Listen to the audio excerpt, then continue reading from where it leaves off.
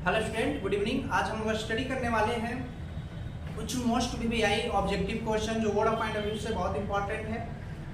मैंने आपको पिछले लेक्चर में क्वेश्चन नंबर 126 तक बताया था, तो आज मैं शुरू करने वाला हूं क्वेश्चन नंबर 127 से। तो चलिए मेरे प्यारे बच्चे, आप लोग जस्ट ज्वाइन कर जाइए। और जो आपको बोर्ड पॉइंट ऑफ व्यू से इंपॉर्टेंट क्वेश्चन तो है ही, और साथ में आप कोई भी जनरल कंपटीशन का जब तैयारी आप करोगे, ठीक है, तो उसमें ये सब क्वेश्चन भी आपको पूछता है। ठीक है, यानी आप कोई भी जनरल कंपटीशन हो या कोई भी कंपटीशन का तैयारी करते हो तो उस स्थिति में ऑब्जेक्टिव में यानी साइंस जो है से आपको पता है कि बहुत जरूरी हो गया है। कोई चीज या तो आप एसएससी या रेलवे या किसी प्रकार का एग्जाम देते हो, ठीक है, तो वहां पर आपको साइंस जो है से रहता है। तो साइंस में फिजिक्स, केमिस्ट्री और बायोलॉजी तीनों से क्वेश्चन रहता है। तो आज मैं आपको बताने जा रहा हूँ फिजिक्स में जो आपको कुछ क्वेश्चन जो है से बोर्ड पॉइंट ऑफ व्यू से इंपॉर्टेंट भी है और भी कॉम्पिटिटिव एग्जाम के लिए भी आपको फायदेमंद है। ठीक है, तो चलिए मैं शुरू कर रहा हूँ क्वेश्चन नंबर 127 से। ठीक है, क्वेश्चन नंबर 127 में कहता है आपको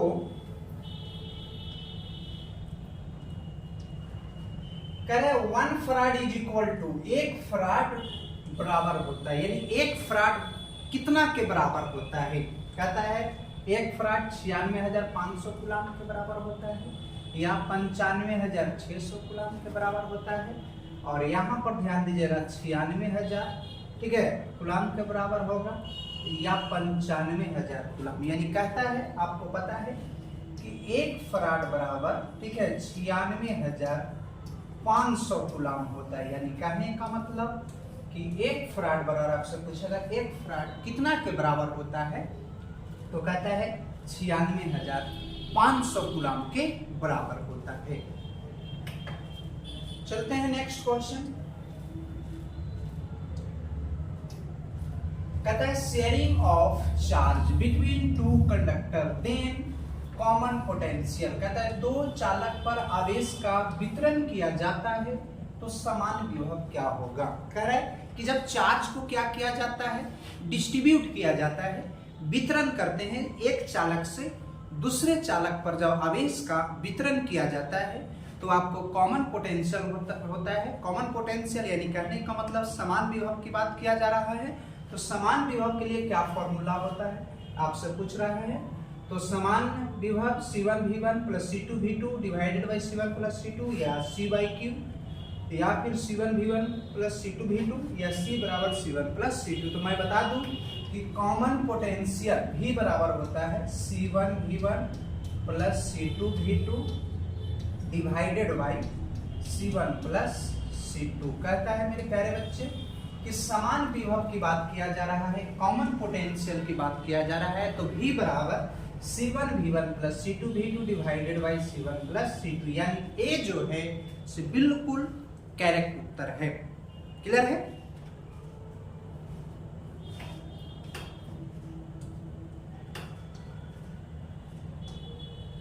कहता है क्वेश्चन नंबर 129 में loss of electrical energy during sharing of charge. ठीक है, कहता है कि ऊर्जा के ह्रास के लिए सूत्र। कह रहा है कि जब चार्ज को शेयर किया जा रहा है, आवेश को वितरित किया जा रहा है, आवेश का वितरण किया जा रहा है, तो उस स्थिति में एनर्जी जो लॉस होगी, कितना एनर्जी लॉस होगी, लॉस ऑफ एनर्जी के लिए फॉर्मूला क्या होता है वो आपसे पूछ रहा है।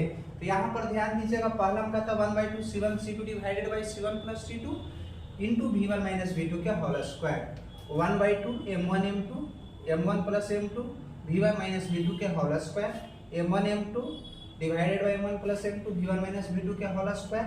और तीसरा में क्या कहता है C1 C2 divided by C1 plus C2 V1 minus V2 के होल स्क्वायर। तो आपको लॉस ऑफ एनर्जी के लिए फॉर्मूला मैंने बताया हूँ 1/2 C1 C2 divided by C1 plus C2 और V1 माइनस V2 के होल स्क्वायर। तो मेरे प्यारे बच्चे, आपसे कह रहा है loss of energy, loss of energy during sharing of charge. जब आवेश को वितरित किया जाता है, आवेश का वितरण किया जाता है, तो ऊर्जा के ह्रास के लिए सूत्र क्या होता है, 1/2 C1 C2 divided by C1 plus C2 V1 minus V2 के होल स्क्वायर। ठीक है, जब चार्ज के शेयर की बात किया जा रहा था, ठीक है, और वस्तु वाला कहता, द्रव्यमान वाला, यहाँ पर तो आवेश की बात किया जा रहा है, कैपेसिटर वाला बात हो गया, लेकिन अगर द्रव्यमान वाला कहता तो बी वाला होता, जो आपको कोलिजन में बताया था, संघात आपको 11th में एक चैप्टर है, वहां पर आपको M1 M2 होता है। ठीक है, जो आपको प्रीवियस ईयर, ठीक है, आपको 11th क्लास मैंने पढ़ाया था। चलिए, ए जो है से बिल्कुल करेक्ट होता है लॉस ऑफ एनर्जी के लिए।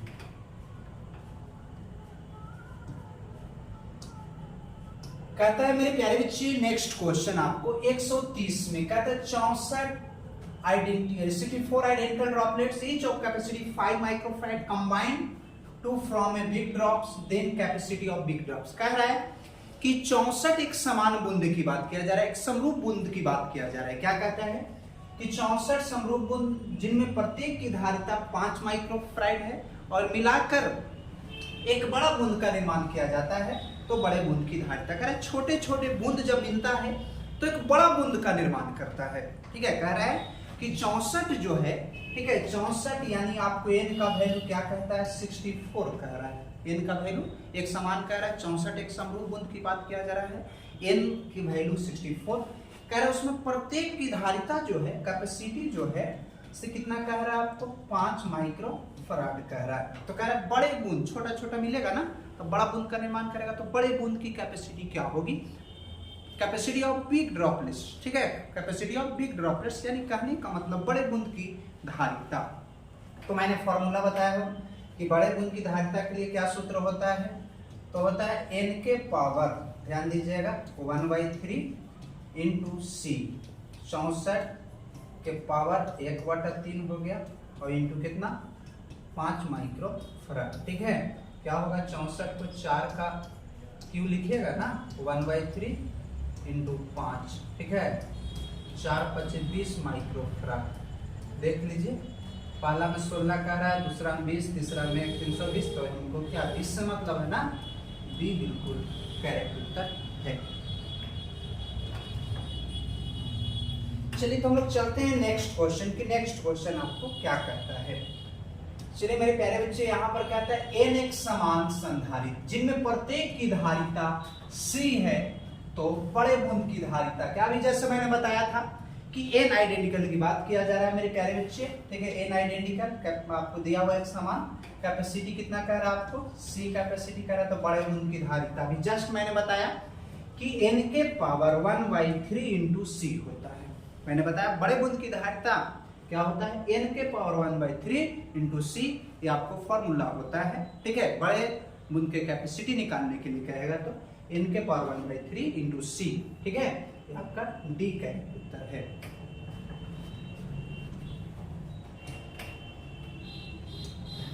चलिए मेरे प्यारे बच्चे, कहता है n एक समान संधारित्र जिनमें प्रत्येक का आवेश q हो, तो बड़े बूंद की धारिता। कह रहा है n आइडेंटिकल आपको, ठीक है, n आइडेंटिकल चार्ज की बात, सॉरी n आइडेंटिकल कैपेसिटर की बात किया जा रहा है, n आइडेंटिकल कैपेसिटर है। ठीक है, n एक समान संधारित्र है जिसमें सब पर आवेश कितना कह रहा है, q आवेश है, सब पर कितना आवेश है, q आवेश है।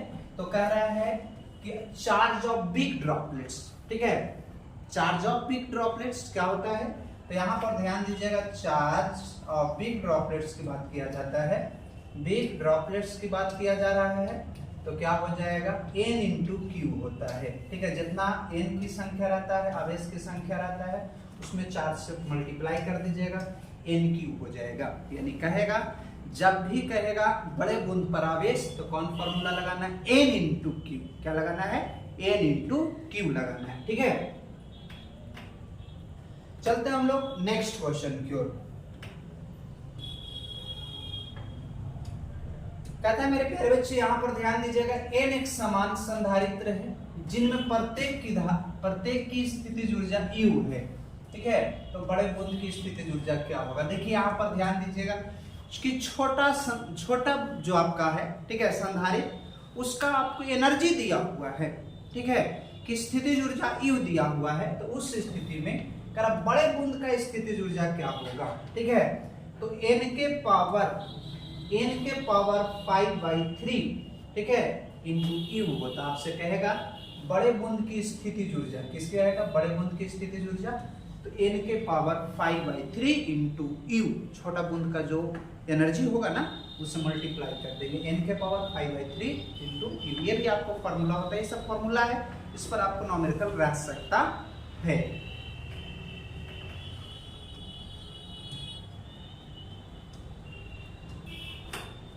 चलिए, तो क्या कहता है मेरे प्यारे बच्चे कि the force acting between two electrons separated by distance r is proportional to, कह रहा है कि यदि दो इलेक्ट्रॉनों के बीच की दूरी r हो तो लगने वाला बल, ठीक है, समानुपाती होता है। तो कह रहा है, ध्यान देने वाली बात है मेरे प्यारे बच्चे, ठीक है, कि किसके समानुपाती होता है ये आपको बताना है। तो दो आपको आवेश है, दोनों के बीच की दूरी r है, तो मैंने बताया था कि दोनों आवेशों के बीच लगने वाला बल जो होता है दूरी के वर्ग के व्युत्क्रमानुपाती होता है, लेकिन यहाँ पर समानुपाती की बात किया जा रहा है। ए 1/, कितना कहते हैं r, इनवर्सली प्रोपोर्शनल व्युत्क्रमानुपाती, लेकिन ऊपर लेके जाइएगा ना तो -2 हो जाएगा। तो खोज लीजिए, कोई ऑप्शन मिल रहा है।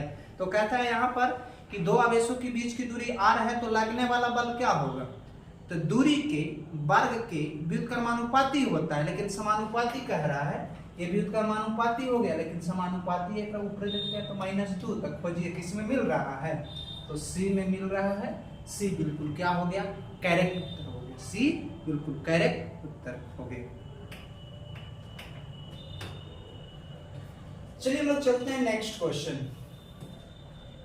कहता है नेक्स्ट क्वेश्चन आपको क्या कह रहा है, कहता है एक कंडक्टर ऑफ कैपेसिटी 20 माइक्रोफैराड, कह रहा है कोई चालक है जिसका कैपेसिटी 20 माइक्रोफैराड है, is charge to 1000 volt, 1000 volt से आवेशित किया जा रहा है, then potential energy of the conductor will be, कह रहा है, ध्यान दीजिएगा, हिंदी में समझिए, कह रहा है यदि किसी संधारित्र की धारिता 20 माइक्रोफैराड है, धारिता कह रहा है सी बराबर, यहाँ लिख दीजिए 20 माइक्रो, पर बार बार क्वेश्चन पूछा हुआ है, बोर्ड में भी पूछा हुआ क्वेश्चन है, ठीक है, तो कहता है 3-4 साल ये पूछा हुआ है, 20 माइक्रोफैराड का धारिता और उसे 1000 वोल्ट विभव से आवेशित किया जा रहा है। कितना वोल्ट से विभव से आवेशित किया जा रहा है, तो 20 वोल्ट, कितना वोल्ट, तो 20 वोल्ट की बात किया, तो स्थितिज ऊर्जा U बराबर 1/2 CV स्क्वायर, U बराबर 1/2 CV स्क्वायर। मेरे प्यारे बच्चों 1/2 C का वैल्यू आपको क्या कहता है, तो C देख लो कितने हैं 20 × 10 के पावर -6 और V स्क्वायर देखो इधर कितना है, ठीक है, सॉरी 20 वोल्ट की बात नहीं किया जा रहा था यहाँ पर, ठीक है, कितना कह रहा था, सॉरी गलती से लिखा गया, ठीक है, कोई बात नहीं, 1000 की बात किया जा रहा है सीधी स्क्वायर, ठीक है, देख रहा कर देगा तो 3 और 3 कितना हो जाएगा 6, ऐसा ही लग रहा है आपको कट जाएगा, ठीक है, ध्यान दीजिएगा क्या कह रहा है यहाँ पर, ठीक है, CV स्क्वायर, ठीक है, तो 20 माइक्रोफैराड तो मैंने लिख दिया, V स्क्वायर 3 और 3 कितना हो गया 6, कैंसिल हो गया, यानी आपको 10 जूल की बात किया जा रहा है, 10 जूल है किसी में, ठीक है, तो 10 जूल तो किसी में है नहीं, यानी कहने का मतलब मेरे प्यारे बच्चे ये जो है 1/2 से, एक बार फिर से मैं चेक कर रहा हूँ 1/2 C, ठीक है, लिख दिया मैंने, ठीक है, 10 के पावर 3 और 3 कितना 6 हो गया, कैंसिल हो गया, 10 जूल है ये नहीं है किसी में, ठीक है, इसका करेक्ट उत्तर जो होगा सिर्फ 10 जूल होगा, ठीक है, इसका करेक्ट उत्तर जो होगा आपको 10 जूल होगा इसका करेक्ट उत्तर। चलिए नेक्स्ट क्वेश्चन पर हम लोग मूव करते हैं, ऑप्शन आपको गलत दिया हुआ है,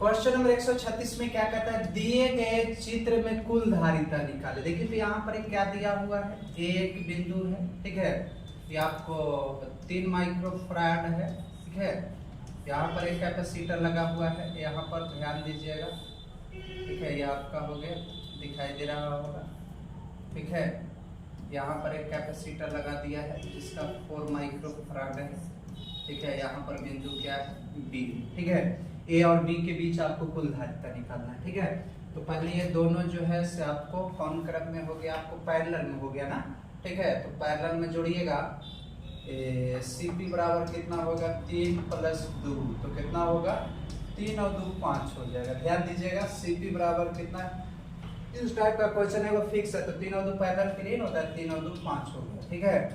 अब यहाँ पर इसको जब आपने सोल्व किया तो हो गया आपको 5। अब एक और उधर कितना है 4, तो श्रेणी क्रम में सीरीज में 1/cs बराबर एगो तो 5 निकला और एगो ने 4 है, ठीक है।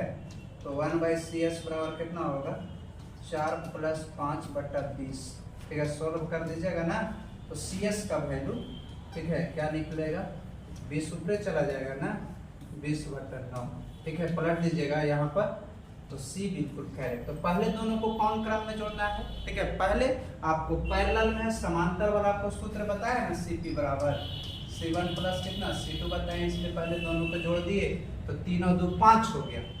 और श्रेणी क्रम के लिए सीरीज के लिए फॉर्मूला होता है 1/C1, तो 1/5 और 1/4 जोड़ दिए तो 20 बटा कितना है 9, ठीक है। C correct. तो इस टाइप का क्वेश्चन फिक्स है तो छोड़ना इसको नहीं है। चलिए नेक्स्ट क्वेश्चन देखते हैं।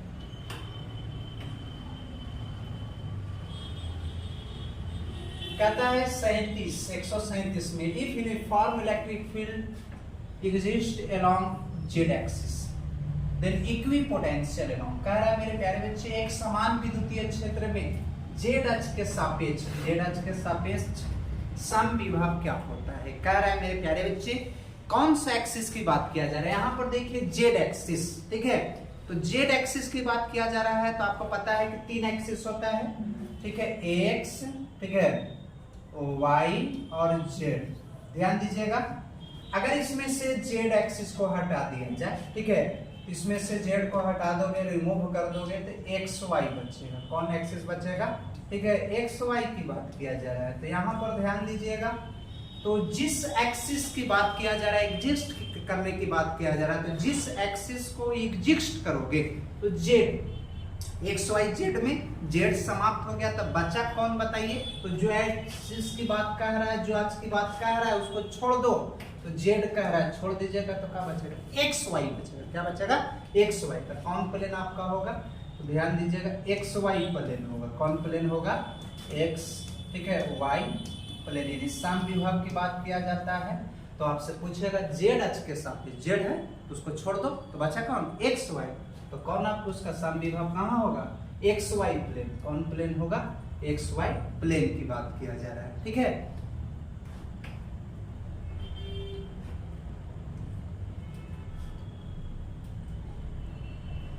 अब क्वेश्चन नंबर आपको क्या कहता है 138 में देखिए, ठीक है, क्वेश्चन नंबर 138 की बात किया जा रहा है। ध्यान देने वाली बात है मेरे प्यारे बच्चे, ठीक है।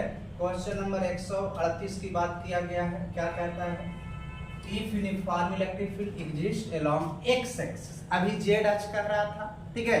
अब क्या कर रहा है इक्विपोटेंशियल, कहता है एक समान विद्युतीय क्षेत्र में एक्स अक्ष के सापेक्ष सम विभव, या कहे एक्स अक्ष का है, वाई अक्ष का है या जेड अक्ष। पहले जेड अक्ष कह रहा था, जेड को छोड़ दिए तो बचा कौन एक्स वाई, तो उसका सम विभव कहाँ हो गया एक्स वाई तल पर। अब क्या कह रहा है एक्स अक्ष के लॉन्ग कह रहा है, मतलब एक्स अक्ष है उसके लॉन्ग कह रहा है, मतलब एक्स अक्ष को छोड़ दो तो बचेगा कौन। ध्यान दीजिएगा एक्स वाई जेड में एक्स को हटा दोगे तो बचेगा कौन वाई जेड प्लेन, ठीक है। सम विभव कहाँ होगा एक्स एक्सिस का, तो देखिए पहला हम कह रहा है एक्स वाई प्लेन, दूसरा हम कहता है एक्स जेड प्लेन, ठीक है। तो एक्स बड़ा भी दोनों है तो होगा नहीं, तीसरा हम क्या कह रहा है वाई जेड प्लेन, ठीक है। तो जो अक्ष पर कह रहा है उसको हटा देना है, तो एक्स को हटा दीजिएगा तो कौन इसका करेक्ट उत्तर होगा सी जो होगा से बिल्कुल करेक्ट उत्तर होगा, ठीक है। सी बिल्कुल करेक्ट उत्तर है।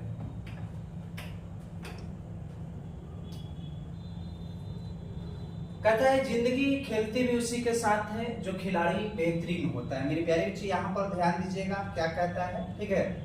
आपको कह रहा है कि जिंदगी उसी के साथ खेलती है जो खिलाड़ी क्या होता है, ठीक है। यहाँ पर समझने वाली बात है थोड़ा सा, ठीक है, कि आपको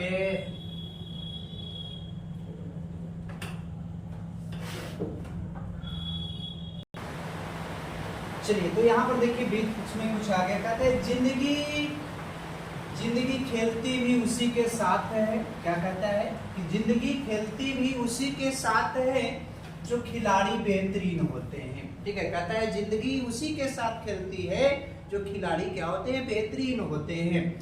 कहता है दर्द सबके एक से हैं मगर हौसले सबके अलग अलग है। कहता है दर्द सबका एक है लेकिन सबका हौसला अलग अलग है। कहता है कोई हताश होकर बिखर जाता है तो कोई संघर्ष करके निखर जाता है। कहता है ध्यान दीजिएगा थोड़ा सा, ठीक है। कहता है जिंदगी खेलती उसी के साथ है जो खिलाड़ी बेहतरीन होता है। दर्द सबके एक से है मगर हौसले सबके अलग अलग हैं। कोई हताश होके बिखर जाता है और कोई संघर्ष करके निखर जाता है। ठीक है, चलिए बहुत अच्छा है। आगे हम लोग चलते हैं नेक्स्ट क्वेश्चन। नेक्स्ट क्वेश्चन में क्या कहता है 139 में कहता है if uniform electric field exist along y axis, ठीक है, देन इक्विपोटेंशियल कहता है एक समान विद्युतीय क्षेत्र में y अक्ष के सापेक्ष समविभव। कह रहा है इक्विपोटेंशियल की बात किया जा रहा है। अब कौन अक्ष का, पहले मैंने पहले z अक्ष की बात किया, उसके बाद y अक्ष की बात किया। अब कह रहा है किसकी बात किया है, y अक्ष कर रहा है। पीछे x एक्सिस वाला मैंने बताया, तो जिस अक्ष की बात कर रहा है उसको छोड़ दो।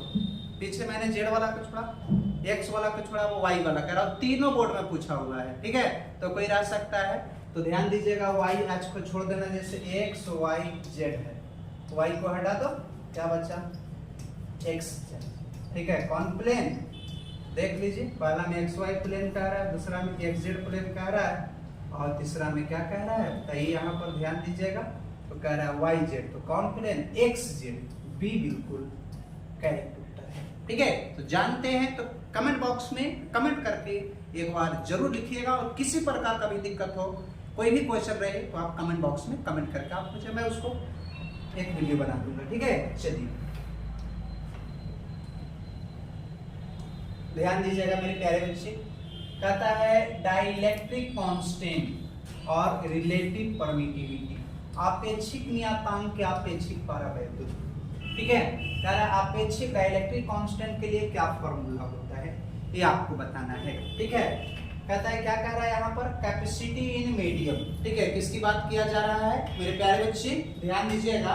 ठीक है, कहता है यहाँ पर, ठीक है, कि डाइलेक्ट्रिक कांस्टेंट की बात किया, क्या कह रहा है आपको कि आपेक्षिक नियतांक और आपेक्षिक परावैद्युत। तो क्या कहता है यहाँ पर, ध्यान दीजिएगा, मैं बता चुका हूं कि K बराबर, ठीक है, बताया था कि माध्यम में कैपेसिटी यानी मीडियम में कैपेसिटी और वायु में कैपेसिटी, यानी कहता है कि किसी माध्यम में संधारित्र की धारिता तथा वायु में संधारित्र की धारिता के अनुपात को क्या कहते हैं, आपेक्षिक नियतांक कहते हैं। K बराबर Cm/Ca बताया था, यानी capacity in medium and capacity in air, दोनों के रेशियो को क्या कहते हैं, तो आपको उसको कहते हैं आपेक्षिक नियतांक। जब तक डिफिनेशन नहीं जानिएगा बनेगा नहीं। K बराबर Cm/Air, ठीक है, ये बिल्कुल करेक्ट उत्तर है। अगर जानते हैं आप कमेंट बॉक्स में कमेंट कर देना है उत्तर। चलिए क्या कहता है, the value of dielectric constant lies between, ठीक है, और अवैधुत नियतांक का मान किसके बीच लाइज करती है, एक और दो के बीच, एक और अनंत के बीच, जीरो और एक के बीच, या जीरो और अनंत के बीच। चलिए मेरे प्यारे बच्चे कमेंट बॉक्स में आप कमेंट करके बता दीजिए कि आपको डाइलेक्ट्रिक कांस्टेंट जो होती है परावैद्युत नियतांक का मान जो है किसके किसके बीच लाइज करता है। तो एक और दो के बीच, एक और अनंत के बीच, जीरो और एक के बीच, और जीरो इन्फिनिटी। तो कहता है कि आपको परावैद्युत नियतांक का मान है, डाइलेक्ट्रिक कांस्टेंट का वैल्यू जो है से एक और किसके बीच, अनंत के बीच लाइज करता है, एक और इन्फिनिटी के बीच लाइज करता है।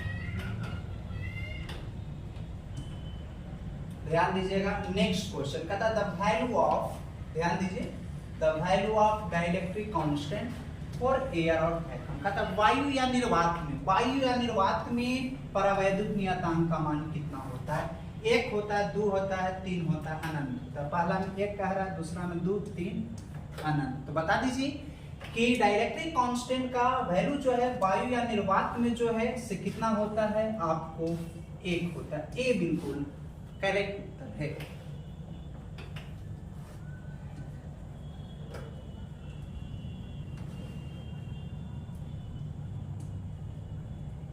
क्वेश्चन नंबर नेक्स्ट करता है, ठीक है, ध्यान दीजिएगा, किसकी बात किया जा रहा था, थोड़ा सा चलिए आपको पीछे क्वेश्चन बढ़ गया था आपका, ठीक है। क्या कहता है, the value of dielectric constant for metal और कंडक्टिंग बॉडी। कह रहा है धातु या किसी आवेशित वस्तु का परावैद्युत नियतांक क्या होता है। मेरे प्यारे बच्चे ध्यान से समझिएगा, ठीक है। क्या कहता है आपको, तो कहता है कि धातु या आवेशित वस्तु का परावैद्युत नियतांक। क्या कह रहा है यहाँ पर समझिए, मेटल और कंडक्टिंग बॉडी का कितना आपको डाइलेक्ट्रिक कांस्टेंट होता है, ठीक है। तो वायु या निर्वात में एक होता है, धातु या हम लोग आवेशित वस्तु है, कंडक्टिंग बॉडी है, ठीक है। तो हम लोग का रिलेटिव आपका जो है सॉरी, ठीक है, आपका डाइलेक्ट्रिक कांस्टेंट जो है से कितना होता है, ठीक है। तो धातु या आवेशित वस्तु का अनंत होता है, कितना होता है, अनंत। एक तो आपको अभी जस्ट मैंने बताया, ठीक है, मेटल नहीं, ठीक है, मैंने बताया आपको वायु या निर्वात का होता है हम लोग का, और धातु का इंफिनिटी होता है। डी बिल्कुल करेक्ट होता है।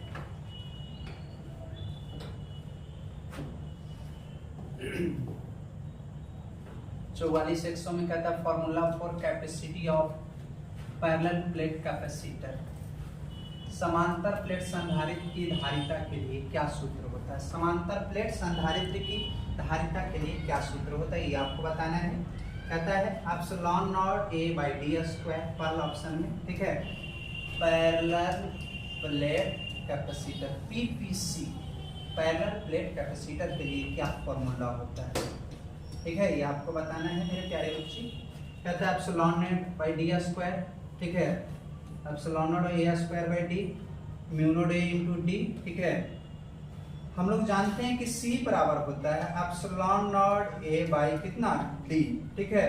परावैद्युत नियतांक K अगर कांस्टेंट है तो उस स्थिति में आपको D, ठीक है। C बराबर क्या हो जाएगा, epsilon not into K A by D, ठीक है।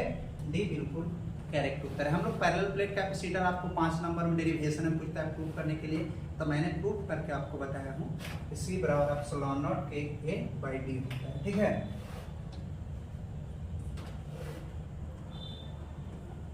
कहता है गोलीय प्लेट संधारित्र की धारिता, ठीक है, SPC पैरेलल प्लेट कैपेसिटर के लिए सूत्र क्या होता है। ध्यान दीजिएगा मेरे प्यारे बच्चे, ठीक है। क्या कहता है यहाँ पर कि पहला में कह रहा है 4 पाई एप्सिलॉन नॉट AB, ठीक है, A into B, B by A।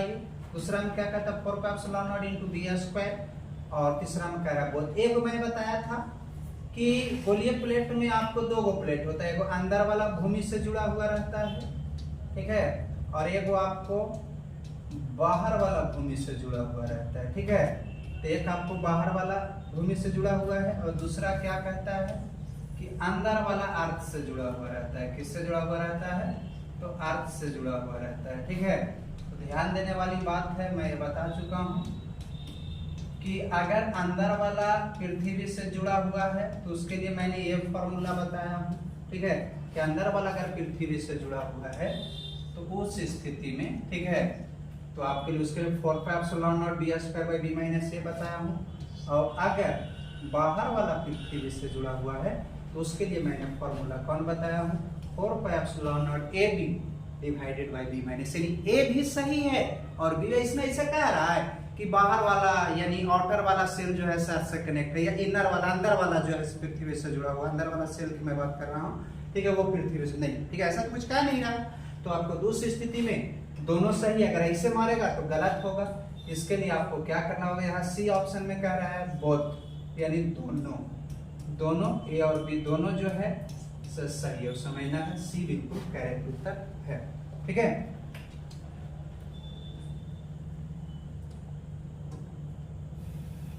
ध्यान दीजिएगा, कहता Van de Graaff generator is used to produce.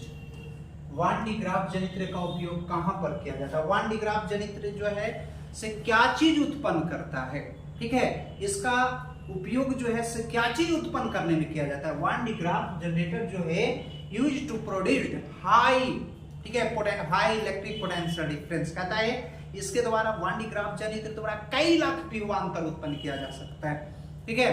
कहता है मिलियन वोल्ट जो है हम लोग इससे क्या कर सकते हैं, तो आपको ठीक है पोटेंशियल डिफरेंस हम लोग प्रोड्यूस कर सकते हैं। तो वही कहता है वान डी ग्राफ जनित्र का उपयोग कई लाख विभवांतर को उत्पन्न करने में किया जाता है। तो कह रहा है में क्या विद्युत बल नहीं, ठीक है। दूसरा हम कहता है नेगेटिवली चार्ज पार्टिकल नहीं, पॉजिटिवली चार्ज पार्टिकल को प्रोड्यूस करता है। एक्सेलरेट पॉजिटिवली कहता है Van de Graaff generator is used to accelerate positively charge particle, इससे धनात्मक आवेशित कण उत्पन्न होती है। तो नेगेटिव तो होगा नहीं। इलेक्ट्रिक फील्ड विद्युतीय क्षेत्र ये उत्पन्न की बात नहीं, विद्युतीय क्षेत्र नहीं होगा। हाई इलेक्ट्रिक पोटेंशियल बहुत कई लाख विभवांतर को उत्पन्न करने में किया जाता है। वान डी ग्राफ जनित्र का उपयोग कई लाख विभवांतर को उत्पन्न करने में किया जाता है। तो कई लाख नहीं लिखा, ओनली फॉर विभवांतर है। तो ऑप्शन लिखा मानना है विभवांतर माना ए बिल्कुल करेक्ट है।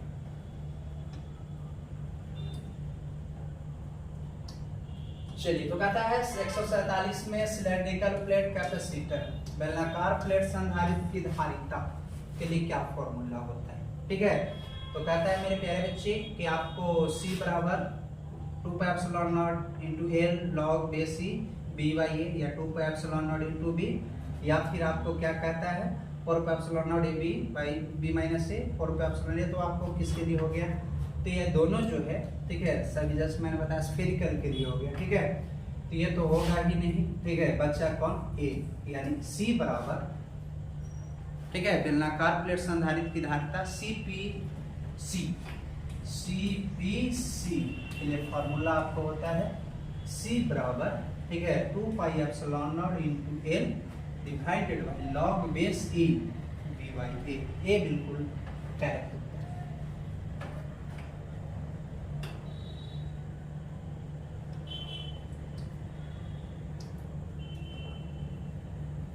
कहता है साबुन के एक बुलबुले को जब आवेशित किया जाता है तो उसकी त्रिज्या क्या होती है, बढ़ती है, घटती है, परिवर्तित रहती है या शून्य हो जाती है। क्या कहता है मेरे प्यारे बच्चे कि साबुन के एक बुलबुले को जब आवेशित किया जाता है तो उसकी त्रिज्या क्या होती है, बढ़ती है। कहता है मेरे प्यारे बच्चे यहाँ ध्यान दीजिएगा, आवेशित कीजिएगा तो बुलबुला आपको होगा, ठीक है। तो बड़ा बड़ा बुलबुला उत्पन्न होता है, तो उस स्थिति में उसकी त्रिज्या आपको क्या होती है, बढ़ती है। उसकी त्रिज्या क्या होती है, तो बढ़ती है, ठीक है। ये जो है से बिल्कुल करेक्ट उत्तर है। कहता है एक स्थिर आवेश उत्पन्न करता है, एक स्थिर आवेश क्या उत्पन्न करता है, यहाँ पर ध्यान देने वाली बात है, ठीक है।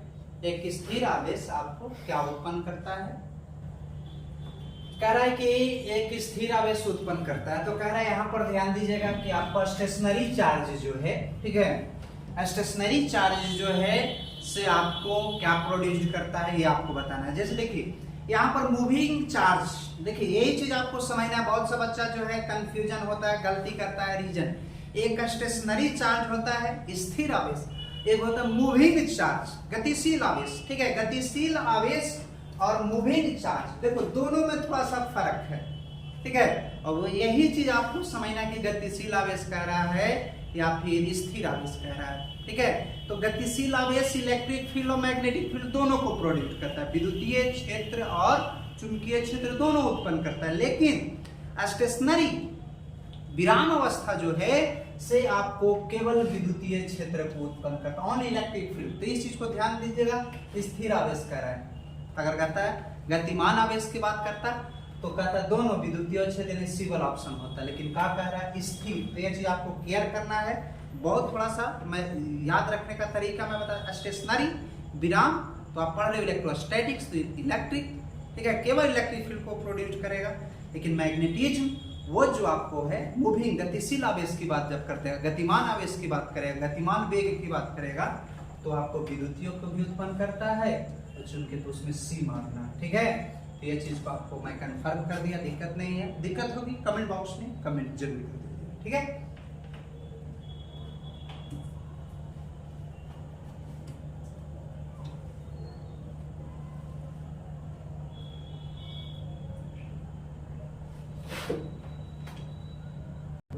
क्या कहता है मेरे पैरिस के लिए दो आवेशों के बीच की दूरी को दुगनी कर दिया जाए तो लगने वाला बल। देखिए आप लोग देखेंगे क्वेश्चन जो है से यहाँ पर कहता है कि आधी करने की बात किया जाता है, तो आधी की बात किया जाता है तो 4 गुना होता है, लेकिन कह रहा है दुगना कह रहा है, दूरी को दुगना करने के लिए कह रहा है, तो इसका उल्टा हो जाएगा। ध्यान दीजिएगा, कहता है 2 आवेशों के बीच की दूरी को आधी कर देते हैं तो आपका बल जो है से क्या होता है 4 गुना हो जाता है। लेकिन यहाँ पर कह रहा है कि दूरी को दुगना कर दिया जाए। जैसे आपको पता है कि ये बराबर 1/4πε0। शॉर्ट में इसको कैसे लिखेगा मैं निकाल के बता देता हूँ कि Q1 Q2 by are square. ठीक है, Q1 Q2 बाई कितना आर स्क्वायर, हम लोग बताते हैं Q1 Q2 by are square. ध्यान देने वाली बात है, इसको दुगना कर दोगे तो क्या हो जाएगा, ध्यान दीजिए, तो K आपको न्यू वाला, ठीक है, N फॉर न्यू वाला की बात किया जा रहा है Q1 Q2 और दुगना कर रहा है, दूरी को दुगना करना है, तो यहाँ पर क्या होगा 2 कर दीजिए तो 2 दूनी कितना हो जाएगा 4 हो जाएगा, 1/4 हो जाएगा इंटू F हो जाएगा। कहने का मतलब कि जब दूरी को दुगना कीजिएगा तो बल जो है कितना लगेगा आपको 1/4 हो जाएगा। कितना होगा 1/4, और अगर दूरी को आधा करोगे तो बल क्या होगा 4 गुना। तो ये कंफ्यूजन नहीं होना है, बस उल्टा सोचना है कि दूरी को आधा करते थे तो क्या होता था 4 गुना बल लगता था, लेकिन अगर उसको दुगना कर दीजिएगा दूरी को तो उल्टा हो जाएगा ना, 1/4 हो जाएगा, उल्टा हो जाएगा। सोचने वाली बात है, तो कंफ्यूजन नहीं होना है, क्वेश्चन को बढ़िया से पढ़ना है। क्योंकि बहुत से बच्चा जो है दिमाग में ही रखता है ना कि दूरी को आधी कर दिया, आधा नहीं कर रहा, आधा कहेगा तो हमने 4 गुना, कंफ्यूजन में मार देता है। तो ऐसा कभी गलती नहीं करना है। यहाँ पर डिस्टेंस को डबल कर रहा है, हाफ नहीं कर रहा है, डबल और हाफ में फर्क होता है। तो जब कहेगा हाफ तो उसका 4 टाइम्स होगा, 4 गुना होगा, लेकिन कहेगा कि डिस्टेंस दुगना और बढ़ा दे रहा है, तो जितना तो खुद सोचो कि दूरी को जितना बढ़ावेगा तो बल घटेगा कि बढ़ेगा, तो बल तो घटेगा। ठीक है, इसलिए खुद भी सोचोगे, थोड़ा सा सेंस लगाइएगा, तो उस स्थिति में आपको क्या हो जाएगा सही होगा। ठीक है, तो कह रहा था दूरी को दुगना करेंगे तो बल 1/4 गुना होगा। ठीक है, तो और भी हम लोग ऑब्जेक्टिव क्वेश्चन स्टडी करेंगे। ठीक है, तो इस लेक्चर में बस हम लोग इतना ही स्टडी करेंगे। तो आप लोग प्रतिदिन लाइव क्लास जरूर ज्वाइन कीजिए। तो आज बस इतना ही। Thanks watching this video.